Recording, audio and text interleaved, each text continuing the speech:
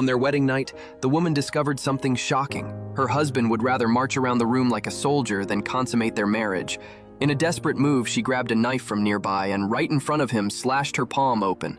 Letting the blood drip onto the pure white bedsheets, she faked proof of their union, because it was the only way to hide the truth. 7 years passed, still childless.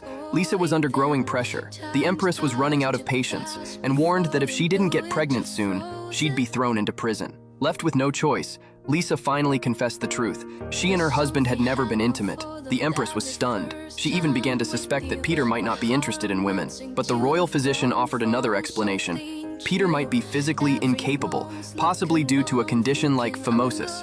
Without wasting time, the Empress ordered Peter to be sedated and taken straight to surgery. But even a year after the operation, nothing changed. Peter would rather flirt with the palace maids than go near Lisa.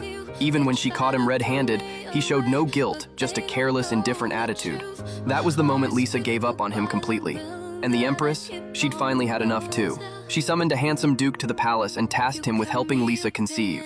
In the Empress's eyes, even if the heir wasn't of pure blood, he would still be far better than the useless Peter. The Duke, who had long harbored feelings for Lisa, eagerly accepted the mission, promising he would get the job done. Lisa, having endured years of loneliness and neglect, barely needed convincing. At the first subtle hint from the Duke, she gave in.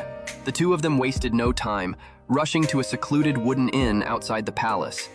Of course, the Empress had spies tracking everything. By the next morning, the news had already reached her, and rather than being outraged, she was thrilled, even starting to calculate the baby's due date. With the Empress's blessing, Lisa and the Duke no longer held back. They openly exchanged flirtatious glances in the palace. One day, as Lisa returned to her room still glowing from their secret rendezvous, she was startled to find Peter lying in her bed. Peter calmly announced, "I'll be sleeping here for the next few nights."